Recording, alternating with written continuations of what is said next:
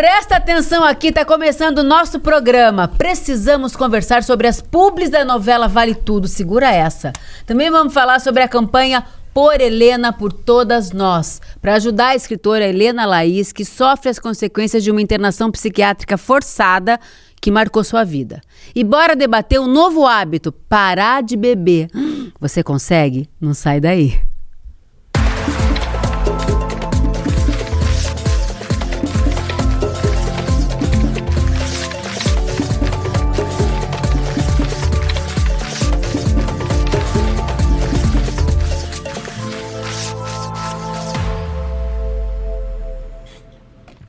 Olá a todos! Mais um Precisamos Conversar entrando no ar. Sejam muito bem-vindos, muito bem-vindas. Eu sou a Juliana Baroni, estamos começando agora o nosso programa que vai ao ar todas as terças, às 19 horas aqui no ICL, com reprise quartas às 15 horas.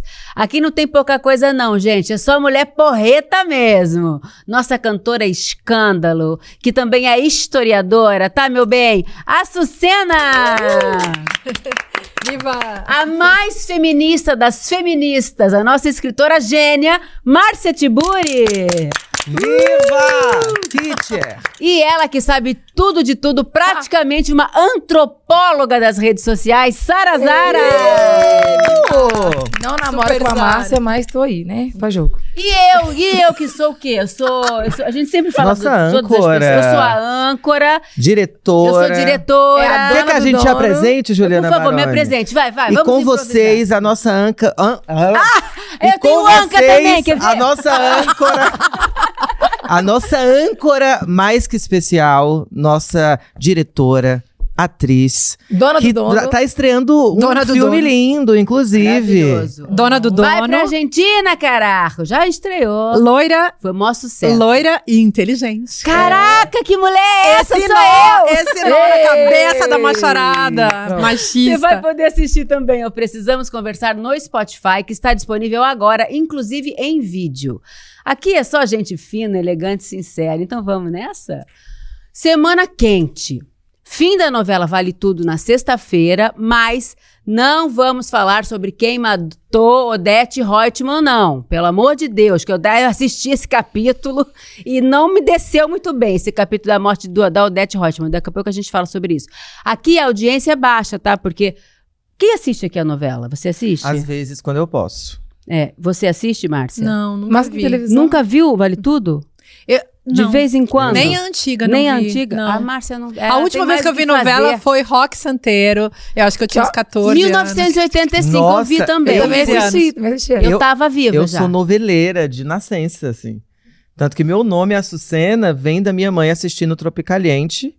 E ela falou, nossa, se eu tivesse uma outra filha, chamaria Açucena. E ela te bate. E aí ela me batizou, nunca esqueci disso. Achei novela, gente, que é um nome lindo, Açucena. Nome lindo, Lindo, nome lindo. maravilhoso. E Carolina Dickmann era a Era, personagem isso. de Tropicaliente. E Eu não você? assisti. Você também não assistiu? Mas calma aí, Como então vamos assim, Sara Zara? Eu não assisto novela, tenho outras ocupações. Mas eu lá. lembro Eu não muito... assisto novela, mas os memes chegaram até a gente. eu parei de assistir não novela chegaram? depois de Avenida Brasil. A Avenida Brasil fechou pra mim as Não, novelas. Porque foi tão boa que Dessa aí... última leva de novelas foi a melhor novela da história. Mas isso Dos já anos tem, 20, né? Mas isso já tem o quê? A Dos Avenida anos Brasil? 20. Ih, foi... Brisa nasceu, tem 12 anos, tem 15 Tem anos. 15 Por ca- anos. Não, então, dos anos 20, Alô, porque... Rede Globo, estamos precisando 15 de anos outra sem Avenida novela Brasil. boa. Vale Tudo não deu. Mas assim, precisamos conversar sobre o excesso de merchandising da novela Vale Tudo, que está dando o que falar. Na internet é o assunto que está mais chamando a atenção e atualmente é a produção da faixa das 21, das 21, com maior faturamento comercial da Globo. Até aí, tudo bem, né? Estamos acostumados. Só que as publicidades da novela entram na hora errada, da forma errada, e a quantidade é abusiva. Eu queria falar que isso tudo atrapalha a dramaticidade, a narrativa, o valor da trama. Vocês não acham? Ou eu estou sendo ingênua? Eu acho. Aqui no ICL nós não temos propaganda, só temos uma lojinha souicl.com.br. Se você... Aqui a gente não tem patrocínio, mas a gente veste a camisa, o boné. Cadê as camisas? Eu gostaria... Joga umas camisas aqui do Sou ICL pra mim, querida. Querida Alice. Mas olha só, Sara, você quer um boné? Fica bem você. Fica bom, veste. né? Dá pra fazer Lindo esse propaganda. boné, Lindo gente. esse boné. Muito lindo, É da né? lojinha do ICL. A gente não tem patrocínio, E eu não não preciso tem comprar porque eu monetização. sou Deixa eu abrir funcionária. pra você que eu botei. Não, A minha não. cabeça é minúscula. Revolucionária Barbie. Eu Agora, só gostei eu fico desse pensando, boné, eu vou ficar com assisti a novela, eu tenho assistido, assim, alguns capítulos, o capítulo de Quem Matou a Odete eu assisti a primeira versão e eu fico muito apegada à primeira versão, que é a novela das novelas, né? Vale Tudo. E eu realmente não gostei do capítulo que eu vi, mas esses memes das propagandas chegaram até mim. E a cena que mais me chocou de todas, eu tô falando, todo mundo tá falando disso já há várias semanas, mas a gente nunca falou sobre isso aqui. Tem uma cena que o Afonso, que é um personagem que tá com leucemia, volta do hospital, ele tá bem mal, volta com a mulher dele do hospital e descobre que um irmão dele, que ele julgou que estava morto, reaparece e pode ser um possível doador para ele. Uma cena super dramática. Então tá lá esse ator, que é Humberto Carrão, Dando a vida. chorando. Stanislavski. Excelente ator, inclusive. Excelente ator. Ele rolando o Stanislavski ali. Ele matou o pai, matou a mãe na cabeça, tá ali debulhando em lágrimas. E no meio dessa cena dramática, a mulher dele fala assim: tive uma ideia, vou lavar roupa com homo líquido. Juro, no meio dessa cena, que era uma cena das mais dramáticas da novela, eu fiquei chocada. Eu falei, não é possível. Parece uma cena... Vocês lembram de como é que era? No TV Pirata? Tinha uma novela dentro da TV Pirata. Lembra da Casa do Planeta? Cacete Planeta. Então, bem isso. eu falei, cara, isso é brincadeira. Dentro da novela, estão fazendo um programa de humor. Não era a própria novela. Eles estavam levando aquilo a sério. Mas pode isso, gente? Olha só, eu acho que a alma do negócio chamado capitalismo é justamente ser sem alma. Então vende-se tudo, vende-se a mãe. E esse tipo de cena que você está comentando, Juliana, tem a ver com isso. É um momento em que tudo vira mercadoria e nem sequer o sofrimento humano ali encenado está sendo respeitado. Mas tem um outro dado que eu queria levantar, que eu noto há muito tempo. Como vocês sabem, eu sempre fui muito crítica da cultura publicitária e da razão publicitária desse mundo. Então, acho o ICL do seu jeitinho, como a gente vai levando aqui, eu acho o futuro, sabe? Tem que ser assim. Esse procedimento anticapitalista, ele é de enfrentar e de confrontar a publicidade também é bem importante. Não quer dizer que a gente não deva publicizar e tornar conhecido e convidar as pessoas e sugerir a elas. Uma coisa que a gente está fazendo, afinal de contas, vivemos numa sociedade, toda a sociedade, tá? Tem mercado, mesmo uma sociedade não capitalista precisa de mercado. Mas o ponto que me pega é o que eu chamo de assédio publicitário, que eu acho que é o caso. Você vai no cinema, você compra um ingresso para ver um filme e você chega lá e é obrigado a ver propagandas. Eu odeio isso, tenho pavor. Eu tô sendo desrespeitada, inclusive como consumidora que paguei pela conta para poder ver o filme. E ter que pagar para ver a propaganda, porque a propaganda foi paga ali dentro daquele cinema, e eu tô pagando a conta sem que me avisem, eu tô sendo levada a pagar uma coisa que eu não quero consumir, e isso pode configurar, sim, um abuso, um assédio judicial. Judicial não, um assédio publicitário. É uma espécie de abuso publicitário mesmo que está em jogo. E você está mencionando isso com a sua colocação sobre a novela. Aqui a gente não tem esse negócio de merchan, não. Mas se você quiser comprar uma caneca no ICL... No ICL, não. A lojinha do ICL, eu não sei nem fazer a propaganda, tá vendo? Tô péssima. A lojinha do ICL chama Sou ICL, você pode adquirir seus produtos. Olha que coisa mais linda. Sua cara essa camiseta. Dá uma olhada. Aqui não tem negócio de assédio, não, tá? O negócio aqui é transparente. Se quiser ajudar, a gente fica muito feliz. Mas eu acho que tem uma diferença, Ju, entre uma coisa que você mostra. Olha aqui, quer comprar? Tô vendendo, né? Outra coisa é você obrigar a pessoa a comprar. E isso é da lógica do capitalismo. É você enganar a pessoa para que ela compre. Aí você descobre o abuso publicitário. Gente, quem não lembra do Jequiti, da Jequiti no SBT? Do nada, 30 do segundos. Do nada, não tem 30 segundos, é um segundo. Não, eu tava passando novela. Aparece, você tá assistindo, de repente faz assim, ó. Pisca Jequiti. Jequiti volta. E o que é Jequiti? Vamos contar pra Márcia. O que é Jequiti? Eu explico do Brasil a cada programa. Não, é nome de cachaça. Não, podia ser, mas não é. É uma linha de perfumes, de cosméticos do SBT. Que quem toca é uma das filhas do Silvio Santos, né? Aí chama Jequiti. Chama tempo todo E tinha uma propaganda que mexia com o subconsciente. que ela aparece 1 segundo. O nome só da marca. Só da a marca. O logo assim. E enquanto ela tá no pisca. programa do nada. Pode estar sendo uma novela. Ou seja, aquela Você lembra mensagem do subliminar. compre batom? Exatamente. Com aquela Lembra do filhos compre merecem batom? batom. Compre batom. É tipo Pá, isso. Jequiti. Eu acho que no caso da novela tem um nome chamado Product Placement, que nós, da música, usávamos muito para conseguir fundos para os nossos clipes, inclusive. Então era muito comum você ir atrás de uma marca que apoiasse um clipe pelo audiovisual ser muito caro. E foi se tornando uma prática comum, claro, vindo dos Estados Unidos, centro do capitalismo do mundo. Eu lembro de um clipe da Lady Gaga, incrível, mas aí é muito genial, assim. A forma que só aparece no final uma propaganda da LG pegando fogo, assim. E não é uma coisa... Eu acho que tem até outras formas de vender ou de não... Abordar, não sei. Ou de abordar Mas olha, uma propaganda o meu de forma não ponto- tão descarada. Mas vai lá, Ju. Não, desculpa. Não, eu acho desculpa. que eu ia pegar o que você tinha comentado e que a massa sobre o abuso. A gente entende que a TV, para ela funcionar, ela precisa de fundos comerciais. Mas existe a questão do abuso. Mas sabe que eu também, essa Não, cena? receita publicitária é um negócio que, assim, as empresas precisam disso para sobreviver e tal. Não sei se é o caso da Globo, mas a questão é o que você já falou. Como isso é utilizado. Eu fiz muito merchan em novela, quando eu fazia novela, principalmente na Globo, e em outros lugares também, eu fazia merchan, mas eram assim, cenas de passagem, por exemplo, quando eu fazia Malhação, eu tava tomando um suco na cantina da Malhação, e aí, me dá um Gatorade, continuava a cena, mas era uma cena falando bobagem, Era não era indireta, uma cena né? dramática, como essa do Afonso que eu tô descrevendo pra vocês. Mas sabe o que eu acho que aconteceu também? Atualizaram o formato da publicidade, né? E agora você vende muito besterol. E aí, vocês podem ver que a novela, ela tá envolvida, tá muito assim, em conjunto com o que é publicidade de rede social.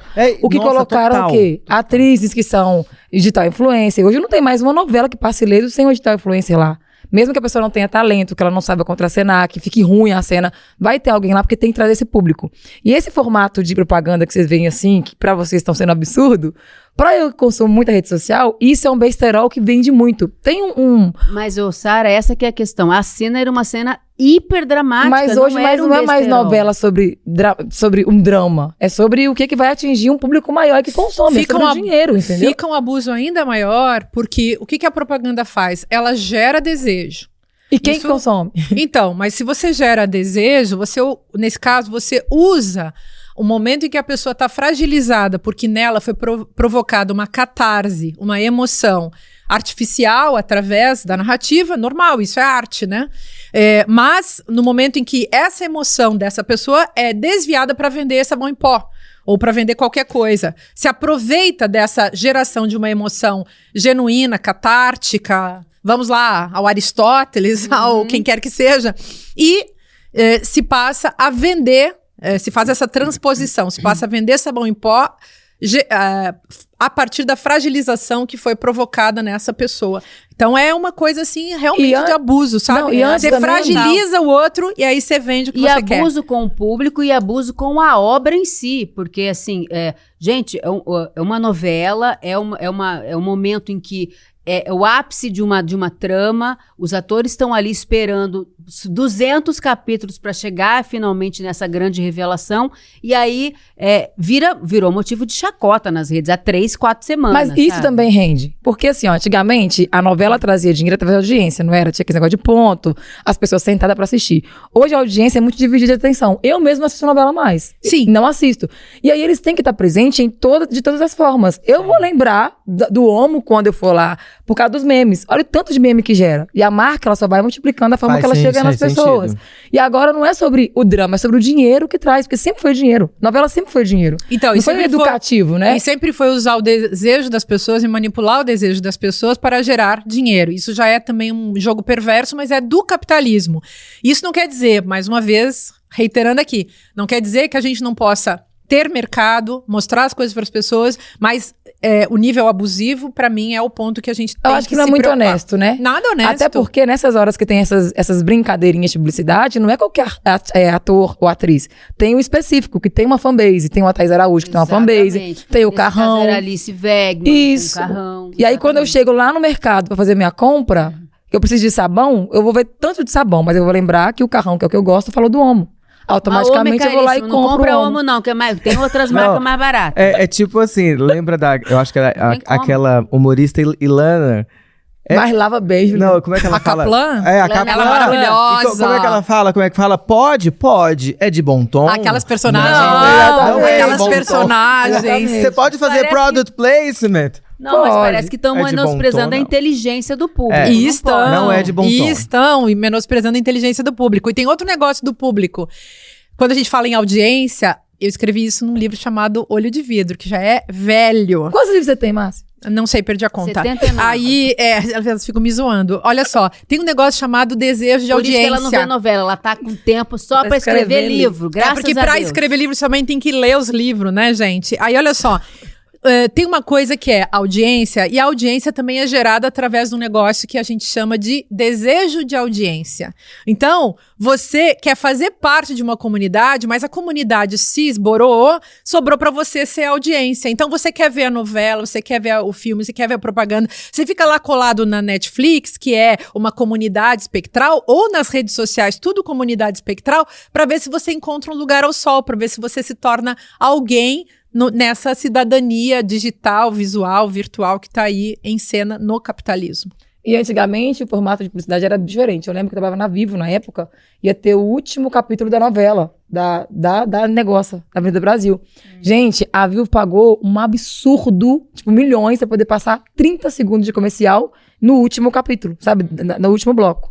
Mas agora o formato é outro, entendeu? Mas no intervalo comercial, não Isso, dentro era no da intervalo, novela, porque não as dentro pessoas da estavam trama. paradas esperando o último. Isso Agora é não tem essa diferente. audiência mais. Quem vai sentar? Ainda assim, tem gente que não assiste como eu, que assistia muito novela. Vocês estão antes. falando que a propaganda tá dentro da novela, Isso, né? tá Dentro da não, tá na trama, no meio não tá no meio nem- da cena dramática aparece um homo líquido, para tudo pra ir lavar roupa. Te resgata você da emoção, assim, né? Você tá lá chorando porque o cara tá passando uma muito situação triste, aí deselegante. tem um sabão. Mas é porque o preço do sabão é caro, igual você falou.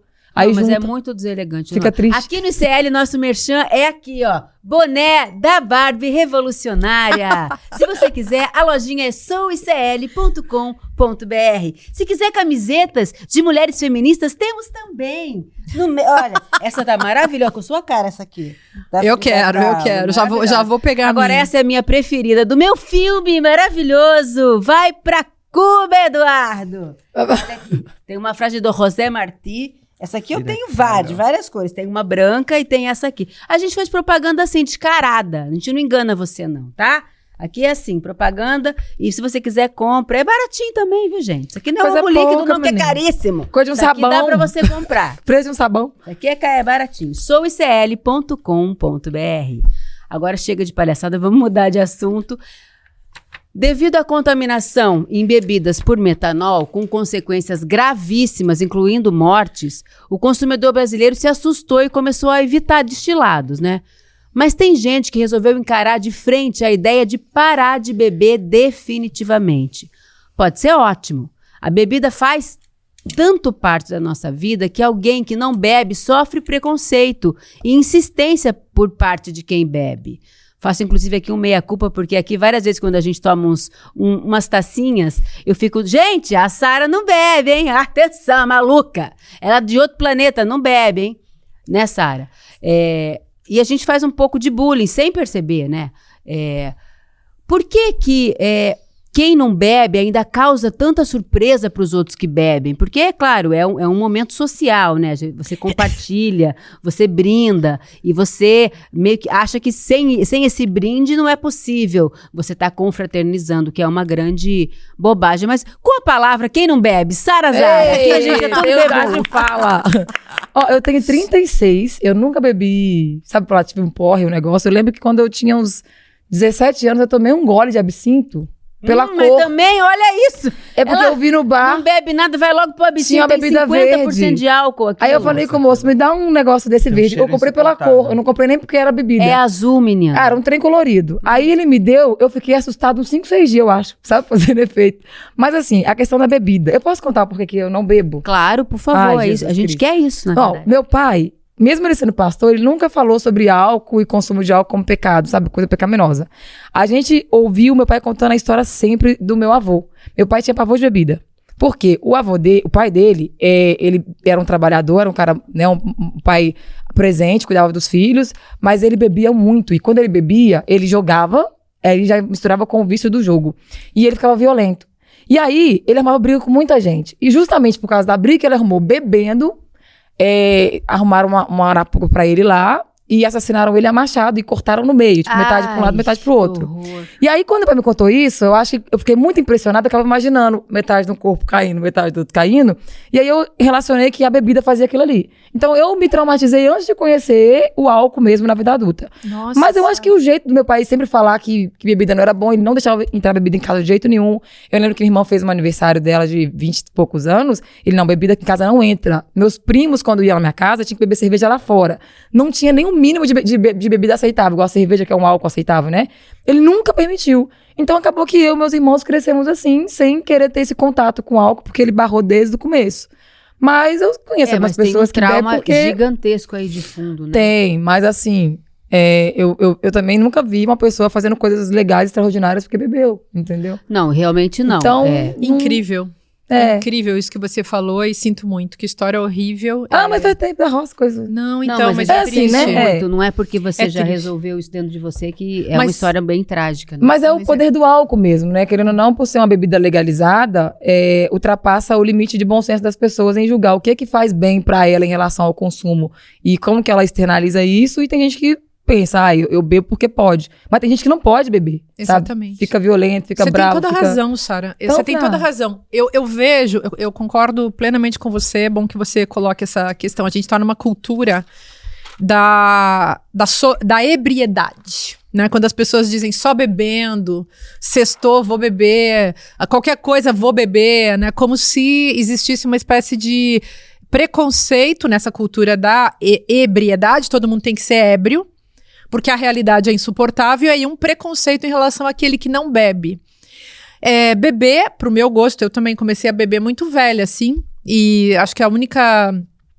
sei lá, quando eu tinha uns 30 anos, eu comecei a tomar um pouquinho de vinho do Porto, às vezes uma caipirinha.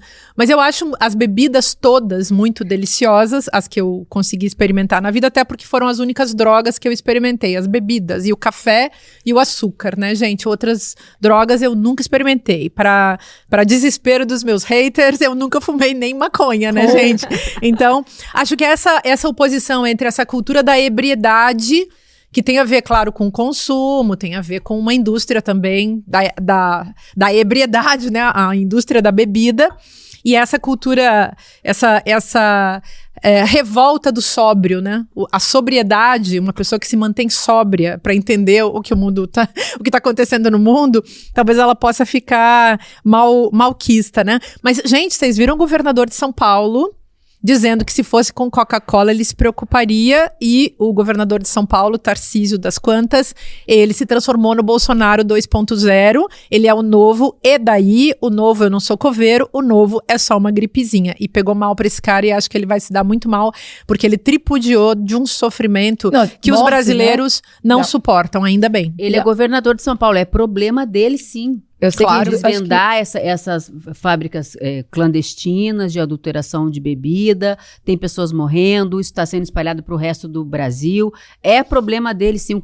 Se não é problema dele, vai ser problema de quem, gente? Pois é, mas aí... é que ele não vê isso como problema, esse é o problema, né? Esse país aqui, São Paulo, tá desgovernado, né? Então vamos ficar de olho o ano que vem, porque esse cara vai vir aí com vontade de se candidatar à presidência. Se ele não dá conta de São Paulo, ele não vai dar conta do Brasil, concorda? Você não falou. Não, eu tô ouvindo porque eu gosto muito de beber. E eu acho que eu tenho... Podemos falar disso na terapia também, porque eu acho que às vezes a gente que tem uma relação com álcool, de intimidade e de uma de certa forma, de uma muleta social também. Eu sempre brinco, preciso tomar um pouco de coragem líquida para poder acessar a festa, que eu vivo muito em evento social. E o evento social, ele se faz muito pela bebida, pelo cigarro, fumódromo. Pra tolerar. E eu acho que tem a ver com a nossa insegurança também. E fazendo terapia, a gente aprende que onde há a falta, há compulsão. E onde há compulsão, há falta. Essa brincadeira, né? E talvez a questão da anestesia da vida, da realidade, da forma como você maquia os preconceitos contra você, da forma que você maquia suas inseguranças. Então o álcool, de fato, ele é muito poderoso, porque ele te tira um pouco dessa realidade cotidiana e instantânea. A questão é quando isso passa a ser uma norma, um padrão e não uma exceção. Pois é. E, por exemplo, eu gosto às vezes de beber para estar no palco, e na última vez que eu fiz isso, eu percebi que eu passei um pouco do ponto e já tô começando a retroceder. Tá muito fácil beber. Tá muito fácil você ter acesso a todo tipo de álcool. E depois da pandemia, as pessoas começaram a beber mais. Sim. Isso é estatístico até. Justamente. E o que eu lembro que teve uma fase que no início, principalmente, eu comecei a beber todos os dias. Faz um drinkzinho ali, faz um drink. Pelo menos para você ficar em casa e suportar todas aquelas notícias. Então, tem mais um detalhe, tava lembrando. Marx escreveu sobre a schnapps nas fábricas. Então, para aguentar a vida, para aguentar o capitalismo mesmo, na época do Marx, nas fábricas, os trabalhadores recebiam as suas doses de schnapps, a bebida alcoólica lá das fábricas. É o nome da bebida? Não, schnapps é tipo genérico, uma pinga em alemão, assim. Eu conheço Schweppes. Elas recebiam... Então, as pessoas recebiam para suportar o trabalho de 16, 18, 20 horas dentro da fábrica, as pessoas recebiam o álcool, para que houvesse um controle justamente da sua percepção. E isso continua até hoje, só que agora a gente paga por isso e bebe. E claro, como tem bebida de tudo quanto é tipo, né, gente? Do uísque, não sei quantos anos, fabricado não sei onde, até o corote, né, que é a corote. Tá muito fácil, não, é muito fácil beber, é muito fácil barato, você acumular bebida em o casa. O glamour que eles colocaram na bebida, sabe? Agora eles enfeitam o drink, sabe? Coloca aquele monte de coisa, aquele monte de cor, aquelas coisinhas caras. E virou também o tal do produto de desejo, né? Você não vai ver uma pessoa que saiu na noite no rolê não postar um copão cheião que é 50, 70 reais ou um copo bem elaborado. Parece que virou uma ostentação também? O tal do gin de 10, né? Isso, aí vem aquele trem tudo e dá coco dentro, tá com não sei o quê. Fora as músicas também, que eu acho que influenciam muito. Estimulam, né, a bebida. Você a sair e consumir. Porque eu acho assim, você não tá triste? Você falou que tava chorando lá no negócio, né? Chorando na Argentina. Você ouviu uma música triste. Você tá disposto a sair pra zoar e curtir? Você vai ouvir uma música que combine com o seu momento. Vamos botar aí um sertanejo que a Márcia adora, que ela tem uma playlist boa dessa. A maioria é beber, cair, levantar, beber pra poder chorar e beber de novo. E aí, se eu tô triste, eu bebo, eu vou trair e vou beber de novo. Se eu tô feliz, tudo é motivo pra beber. Existe uma apologia, né? Uma apologia ao uso da bebida. Que ela vai te empurrando pra normalizar, que é comum. E como é uma bebida que você pode comprar e você não vai ser preso, igual você compra outras drogas, né? Acaba que... Também tem uma questão cultural muito forte, por exemplo, no interior de São Paulo, não tem muito o que fazer, né, Alice? A gente que é do interior. Então tem uma cultura, por exemplo, meu avô, vou falar um absurdo aqui. Meu avô, que era lavrador, ele tomava pinga, assim, toda hora do almoço para poder aguentar o tranco, né? Tomava uma dosezinha, que era assim, para abrir o apetite, ele falava. E aí, no final de semana, quando a gente se reunia a família para os almoços de domingo, ele fazia sempre caipirinha, ele era o cara que fazia a caipirinha da família toda. E para as crianças, ele fazia caipirinha também, só que com mais açúcar. Ele falava, isso aqui é das crianças, vou botar mais açúcar. Mas tinha pinga? E mais gelo. Claro, tinha pinga. Misericórdia. E aí, ele pegava uma colherzinha de café e fazia fila dos netos. Eu era a neta mais velha, né? Eu ficava logo na primeira da fila. E ele dava uma colherzinha de bebida. Um dia deu ruim, porque a gente foi lá, pediu mais e ele deu. Pediu mais, ele deu, a criançada ficou bêbada. Minha mãe deu um ataque com ele. Falou, pai, você não pode, isso é cachaça. Vai dar... Eu tinha uns 10 anos, fiquei bêbada pela primeira vez ali.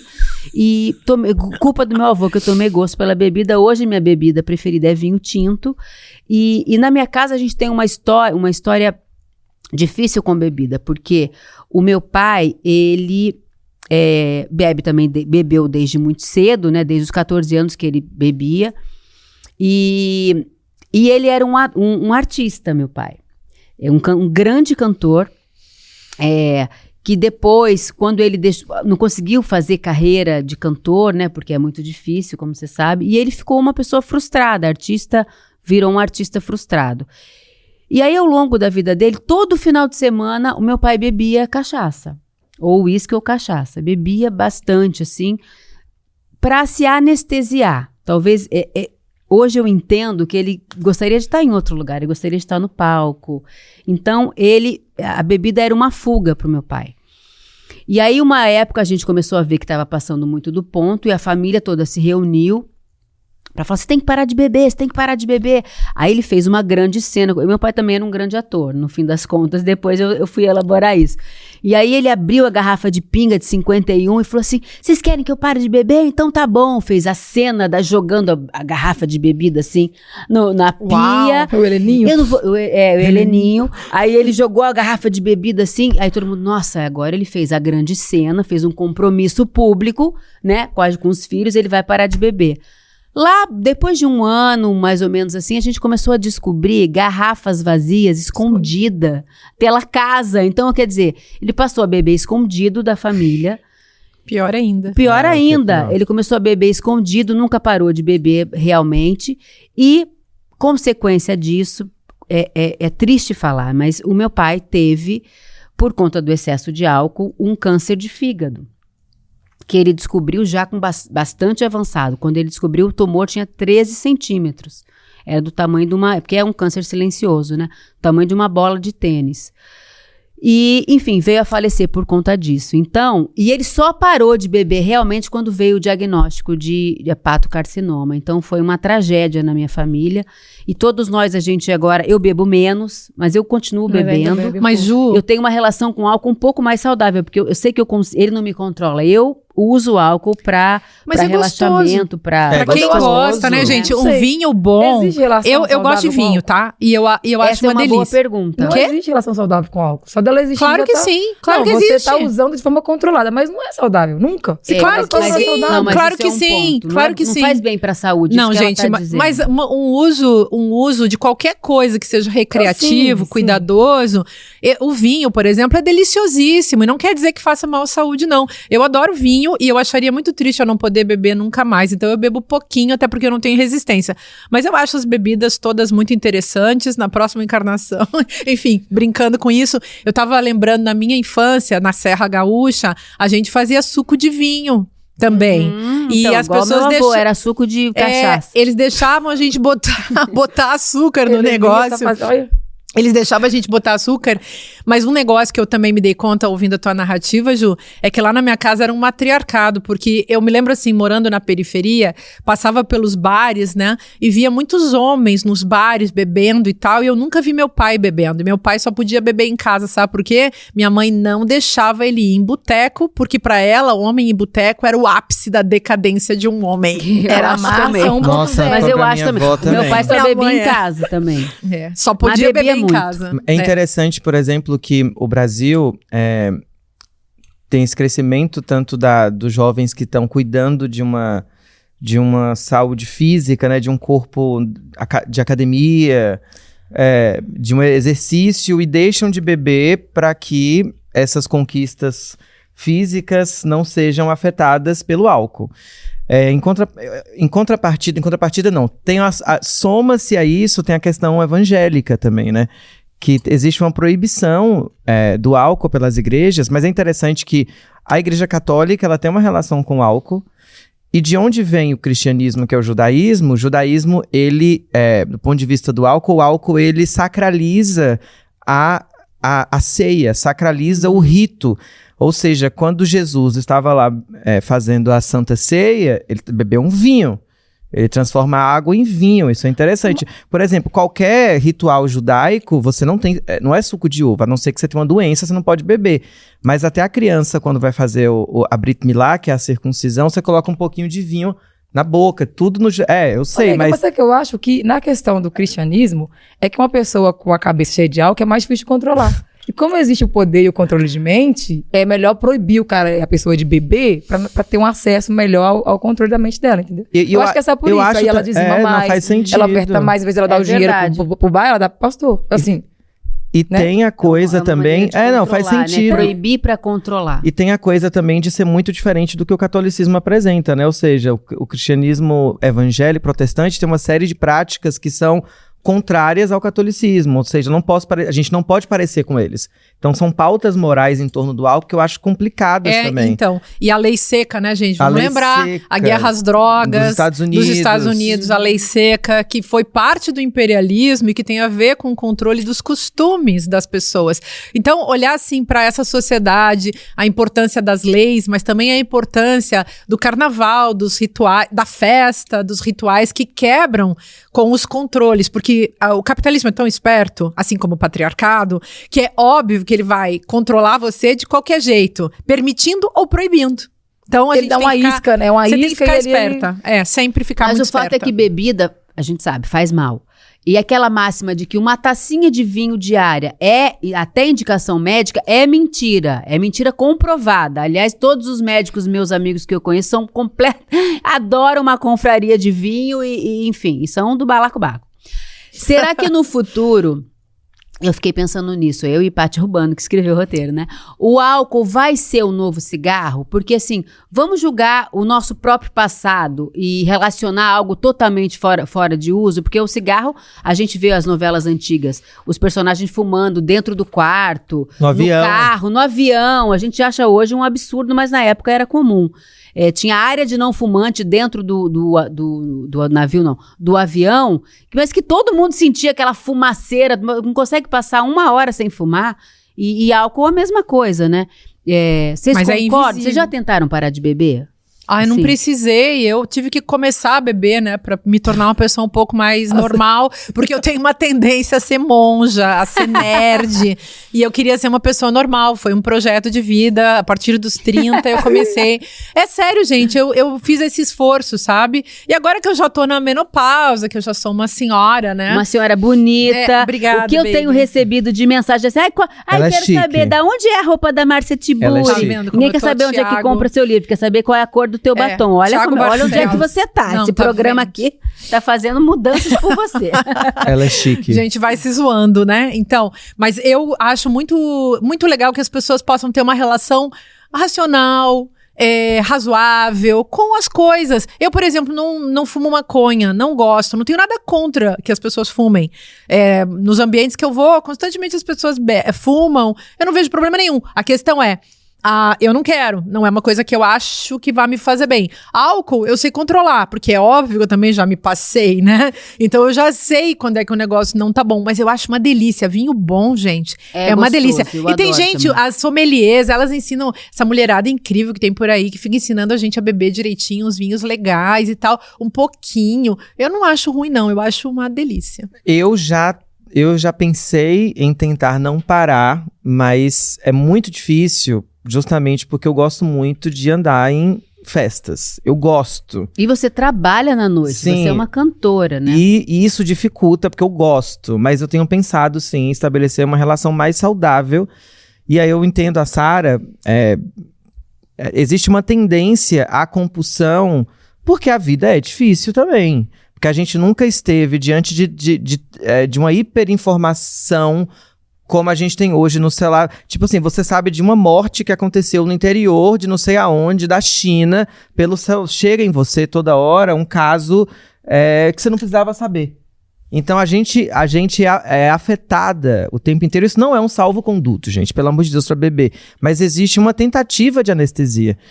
Por essa catalisação de todos os problemas do mundo que chegam até você. Claro, eu pretendo estabelecer uma relação saudável. Se eu não conseguir, eu vou ter que parar. É um lugar onde eu não quero morrer com câncer de fígado. Claro.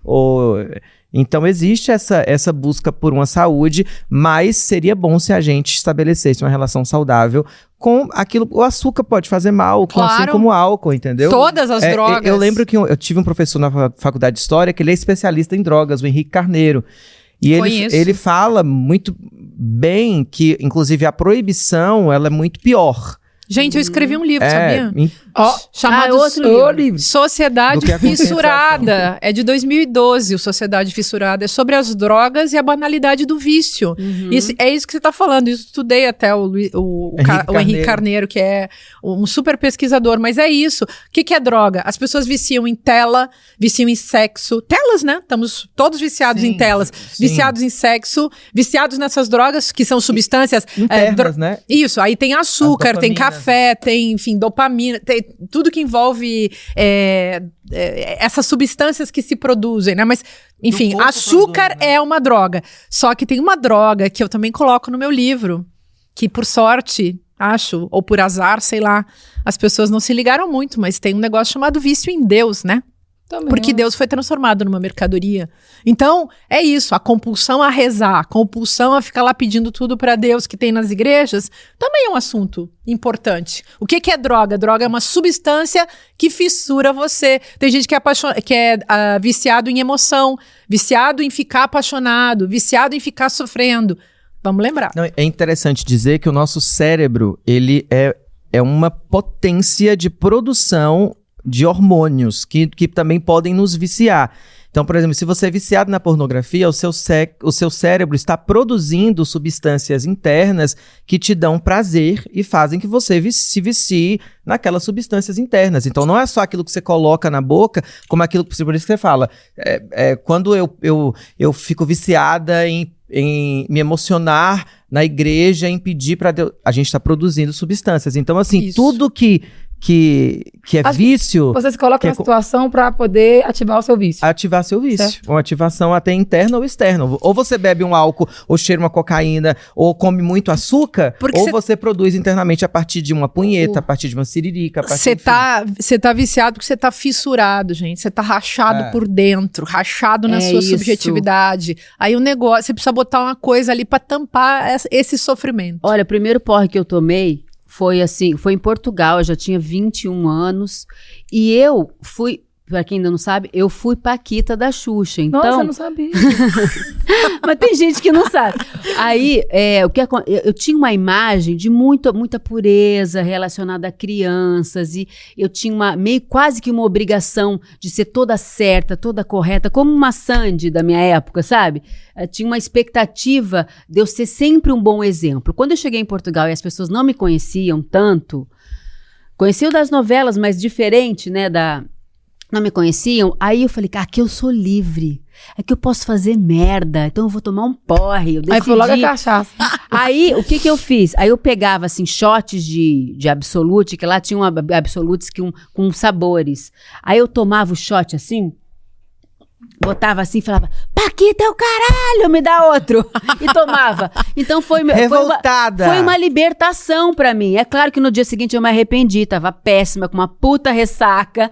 Mas moral e física, porque eu fiquei uns 3 dias que parecia que eu ia morrer, vomitei, foi péssimo. Mas foi uma libertação pra mim. E o que você falou? Nunca mais vou beber. A gente fala, nunca mais vou beber. Eu tenho uma pergunta pra vocês. Uma semana eu tava bebendo de novo. Pergunta sincera. O sabor, vocês gostam do sabor? Porque não é eu amo. Vinho eu gosto. Gente, sabor... Tipo assim, de uma bebida igual uísque. Gente, um negócio caiu em mim assim e refrescou de cair. Não, mas tem que ser um bom uísque. Então, mas um bom conhaque. Gente, imagina quando a bebida é boa, é bom. difícil. Vinho pra só se for bom. Tipo, não, drinks, por exemplo, drinks são maravilhosos. Eu não gosto, eu acho tudo com gosto de xarope. Eu não gosto mesmo, eu só tomo vinho. Um bom drink é um bom drink. Vinho é bom. Vinho é um bom vinho. Quando eu comecei a frequentar a outra classe social, eu comecei a tomar vinhos melhores. E aí eu entendi que realmente vinho pode ser é bebida dos deuses mesmo. O que eu acho perigoso, é quando a bebida se torna uma porta de entrada para outras drogas, porque esse vazio tem uma tendência a virar quase que uma espécie de buraco negro, onde tudo entra. Uma coisa vai chamando a outra. Então, assim, o excesso de cigarro, eu acho que quando eu bebo num lugar recreativo, eu fumo mais. Entende? Então, Isso pra sua voz de cantora é terrível. péssimo. É. O lado Mas bom de ser olha, ativo, que é isso? Você esse pega assunto e álcool é gostoso. Vamos dar, semana que Dá vem eu um vou gole. trazer uma Vamos. cachaçinha e a gente Dá um continua gole. esse papo trazer aqui. um Zulu pra vocês Ô, tomarem. gente, precisamos conversar sobre um assunto difícil de acreditar que ainda acontece em pleno século XXI. Eu vou resumir. A escritora Helena Laís foi internada involuntariamente com um diagnóstico de hipomania, que é ter uma autoestima excessivamente elevada. Ué, todos os homens deveriam ser internados então, né? Essa internação aconteceu com a validação de laudo de uma psiquiatra amiga entre aspas, né, da família, e se deu após 3 semanas do anúncio do processo de divórcio de Helena e Paulo Henrique de Lima. O casamento havia durado 24 anos, eles tiveram 2 filhas e Helena tinha arrumado um namorado. Essa mulher ficou internada 21 dias, sem contato com o mundo externo e só conseguiu sair quando obteve um habeas corpus. Hoje, existe uma campanha para a recuperação psicológica e financeira de Helena. Nós vamos debater aqui sobre a sempre questionada sanidade da mulher, principalmente quando não se atende às expectativas do homem ao seu lado, né? Eu comecei a me inteirar dessa história quando veio na pauta do programa e eu fiquei completamente estarrecida. Mas mais estarrecedor ainda é que tudo isso ainda tenha tido uma participação de outra mulher. Ô, Márcia, como é que isso acontece ainda nos dias de hoje? Quando eu li essa história, eu falei, isso deve ser século XIX. Não, aconteceu agora. Você tem toda a razão, Ju. É algo do século XIX, porque a misoginia é algo do século XIX, o ódio às mulheres é um fato dessa cultura e ele vai ser revivido e inclusive instrumentalizado sempre que possível. Quantas vezes, ao dizer para um moço lá, um rapaz, um homem, tchau, não quero mais saber, as mulheres são tratadas como se fossem loucas. Eu mesma, você está com problemas psicológicos, várias vezes isso. Por quê? Porque você resolveu cancelar uma relação? Provavelmente tenha sido isso que aconteceu com essa moça. E o detalhe aí que você levantou também, que é essa hipomania, isso é certeiro, porque é como se uma mulher não tivesse autorização para se amar, para gostar dela mesma e praticar os atos de autodefesa, de autoconsideração, de autorrespeito que derivam desse amor próprio. No patriarcado, a misoginia, ou seja, o ódio às mulheres é permitido e o amor às mulheres não é permitido. Os homens se amam entre eles, as mulheres não têm o direito nem de amar a si mesmas. Essa é a questão que o caso da Laís nos coloca. Conceito de sororidade, né? Que é um conceito interessante que surgiu, não sei há quanto tempo, mas eu conheci foi há pouco tempo, falando coisa de menos de 10 anos, sei lá, 6, 7 anos, que é o amor entre mulheres, que é essa geração porque uma mulher sempre foi colocada uma contra a outra. Não podia ter 2 atrizes maravilhosas. 2 cantoras incríveis não podem se admirar, elas têm que ser rivais. 2 mulheres bonitas não podem ocupar o mesmo espaço, porque senão uma vai roubar o marido da outra. Então, essa manipulação do ser feminino, inclusive colocando as mulheres como loucas. Tem uma música linda da Juliana Strassacapa, Sua Xará, que tem essa temática triste, louca ou má, que são quase que 3 epítetos, né, pro feminino. E por que você diz que ela é louca? Por que as mulheres foram taxadas como loucas, histéricas no século XIX e tal? Que é doença do útero, né? Pois é, histeria vem de histeron, que é o útero. E nas teorias, assim, ao longo da história, desde a antiguidade clássica, o útero era tratado como se ele fosse um animal, como se ele fosse um órgão que faria com que as mulheres se tornassem menos racionais do que os homens. Na base é isso. Então, você chamar ela de louca é para destituir dela os motivos, a racionalidade mesma, né, o entendimento que ela tem acerca de uma situação. É fácil dizer, você é louca, você não tem razão. E os homens, nessa divisão social E nessa divisão de gênero, que é uma divisão também das emoções, ficaram com a racionalidade e colocaram para as mulheres as emoções, e junto com essas emoções foi a ideia de que elas são todas umas loucas destrambelhadas, né? A Dilma passou isso, foi toda a retórica das mídias e de toda essa política, todo esse golpe de 2016 foi embasado nisso. Dilma era uma louca. Louca, intransigente e burra. Isso. Ah, não sabe nem falar. Tem muitas mulheres falando isso sobre ela. Então, a misoginia é geral, até mulheres participam. A Dilma era vítima disso, tratada como louca, e todas as mulheres que têm poder correm esse risco sempre, porque é um jogo estratégico do patriarcado. E assim também uma mulher dentro de casa, quando ela não faz o que o marido quer, ele que é senhor soberano da situação, então ela pode ser tratada como que tem problemas psicológicos, que enlouqueceu, que é doida. Muitos casos de injustiça, eu conheço até mulher que está presa por causa disso, tratada como a louca, má e perversa.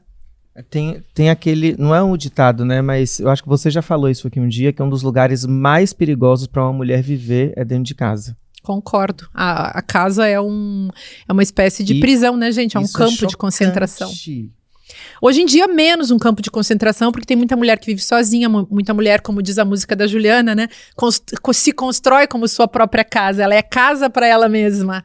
Mas, infelizmente, é um lugar de confinamento, sim, na história. O gineceu, gente, o lugar onde a mulher ficava trancada dentro de casa, a mulher que não podia ir na janela, a mulher que tinha que se esconder. As burcas no Oriente Médio são uma representação disso também, de que uma mulher não deve estar na rua. Mulher da rua é tratada, então, né? Se falava mulher da rua, a mulher que se prostituía, e assim por diante. Ô, Sara, quero ouvir sua opinião, porque olha que maluquice. Você fica casado 24 anos com uma pessoa, claro, você confia nessa pessoa, você tem duas filhas com essa pessoa, e num processo de separação ela te interna.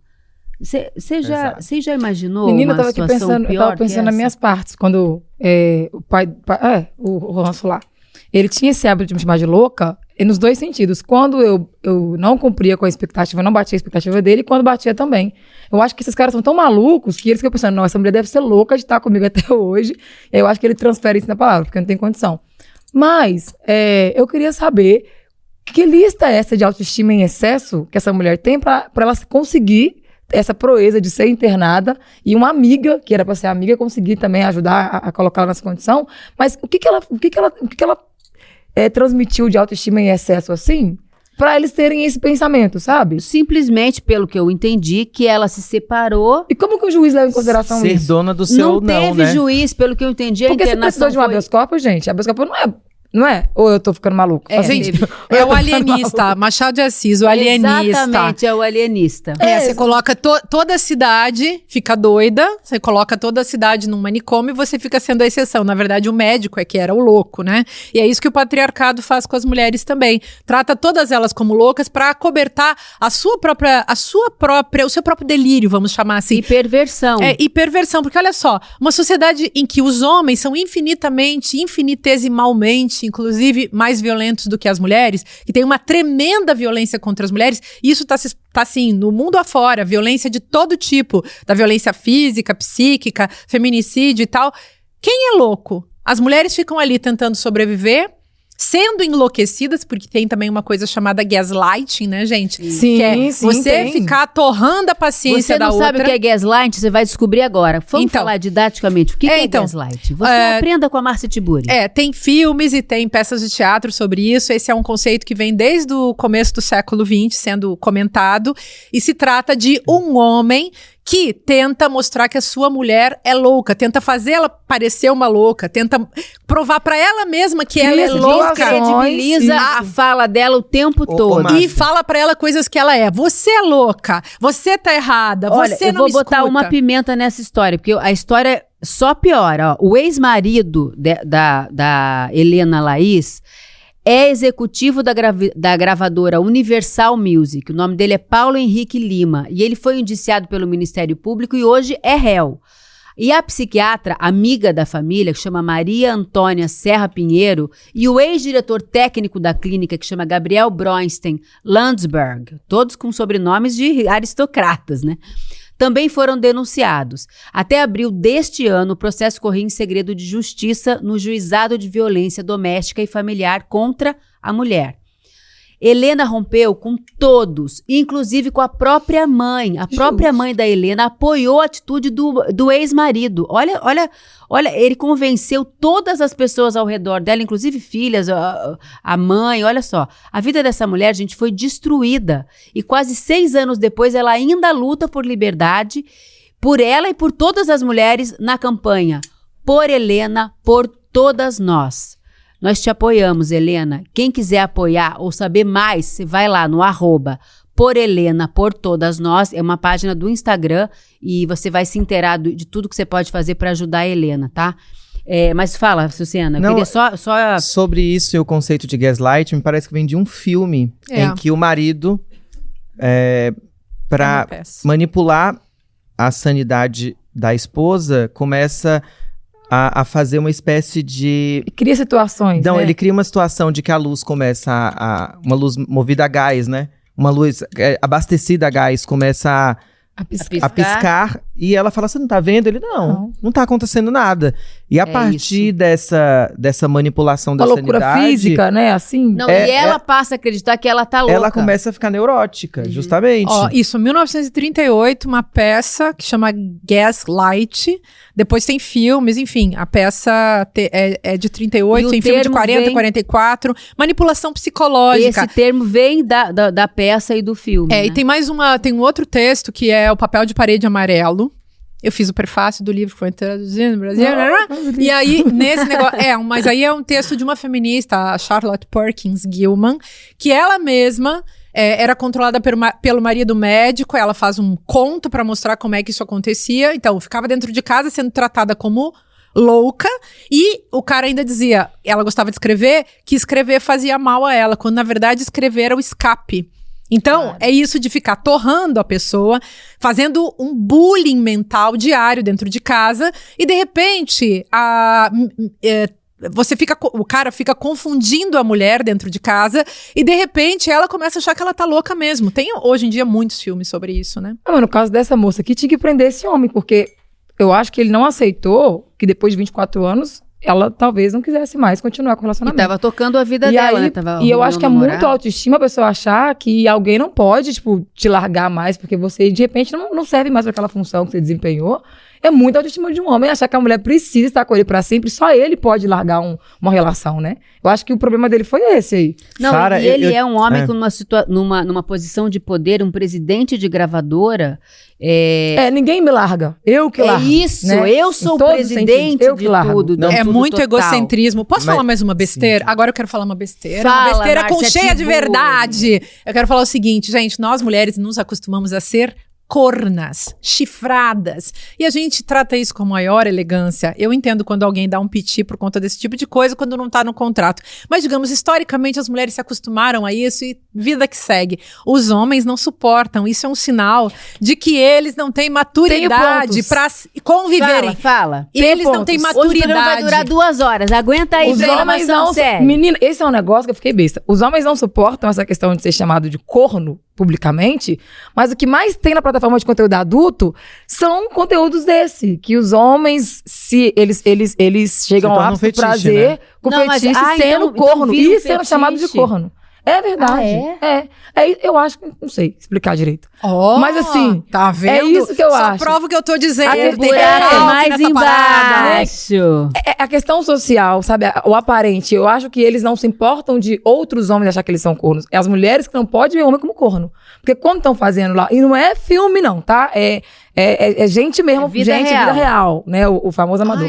Vida real. Eles têm o prazer de ver um outro homem possuindo a mulher dele e ele sente prazer por isso, sabe? Porque ele acha que ele tá no controle, né? Então eu acho que é uma questão de intimidade. Tem a coisa do controle, sabe? Também, né? E da objetificação dos corpos junto, dos outros, logicamente. Né? Mas aí existe essa condição aí onde os homens estão unidos, o prazer dos dois. Foda-se a questão da mulher. E eu acho que existe essa questão da intimidade. E no comprometimento social, um homem não pode comprometer com a mulher dela imaginar que ele foi traído, que ele foi trapaceado. Então fica tudo na intimidade, sabe? Assim, nada que todo Mas mundo eu acho saiba, que todo a mundo nós, no questão caso. pro outro homem é ser desmoralizado na frente dos outros. Quer dizer, eu sou Das outras, eu acho. dos outros. Eu acho que os homens, eles não se importam com eles no sentido de ser passado pra trás. É Não, das mulheres, não, sabe? Mas eu acho que concordo com a eles se Ju. importam com os próprios, com os pares. Mas Não, eles se negócio é apoiam, deles. gente. porque Gente, aí a galera vai pensar O que negócio eu é não dou deles. conta do recado. Eles se reconhecem entre eles, eles se amam. Mas eles se apoiam Nós por isso somos mesmo que objeto, não- bebê. Exatamente. Então é mais vergonhoso pra eles imaginar que a gente tá vendo ele como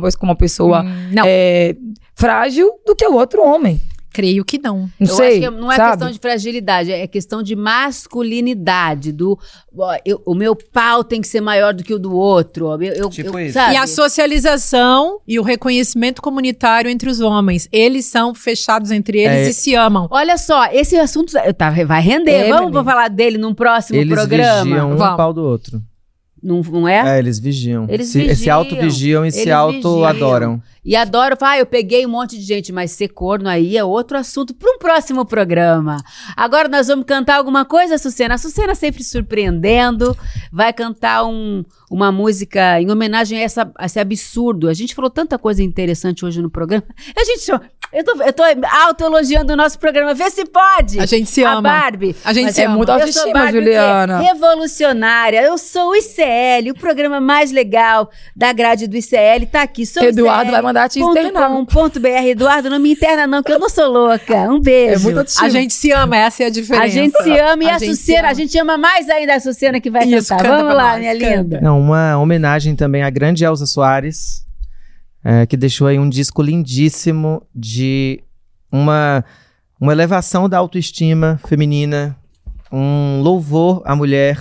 Tive a honra de cantar com a Elza no palco 3 Ai, vezes. uau. Fina, No fina. Rock in Rio, no Teatro Simão Bolívar, no Memorial da América Latina e no Parque do Ibirapuera. E ela sempre recebeu as mulheres trans de forma muito carinhosa. E ela fez um dos discos mais importantes sobre essa temática, que é a Mulher do Fim do Mundo, onde ela tem uma música chamada Maria de Vila Matilde, que começa: "Cê vai se arrepender de levantar a mão pra mim. Cadê meu celular? Eu vou ligar pra 180. Vou entregar teu nome e explicar meu endereço. Aqui você não entra mais. Eu digo que não te conheço e jogo água fervendo se você se aventurar. Eu grito Pexi. Cê vai se arrepender de levantar a mão pra mim. Cê vai se arrepender de levantar a mão pra mim. Cê vai se arrepender de levantar a mão pra mim." Viva Elza Soares! Viva a Sucena! Viva nós! Sucena, maravilhosa. Viva nós! Nosso tempo maravilhosa. acabou, mas você quer continuar essa conversa e ficar por dentro de tudo que vai rolar por aqui? Aponte seu celular para o QR Code que está aparecendo aqui na tela ou acesse icl.com.br/precisamos conversar e entre no nosso grupo exclusivo no WhatsApp. Lá você vai receber o link para assistir ao nosso próximo encontro e ter acesso a conteúdos exclusivos. Nosso encontro foi ótimo, gente. Obrigada, minhas amigas. E até Obrigada, semana que vem. Beijos Um pra vocês. beijo. Beijo pra todo mundo. Não interna ela, não, moço. Sucesso estrondoso. Milhares de pessoas assistiram nosso documentário Vai pra Argentina e entenderam por que Javier é hoje a maior fake news do planeta. Se você não assistiu o lançamento, uma boa notícia para você. A gente liberou por mais alguns dias o replay do filme. Então, se você quiser assistir a uma sessão gratuita desse filme, você tem poucos dias. Juntar sua família, seus amigos e assistir. Sugestão minha? Assiste. Você vai ver um mito cair diante dos seus olhos. Bom filme.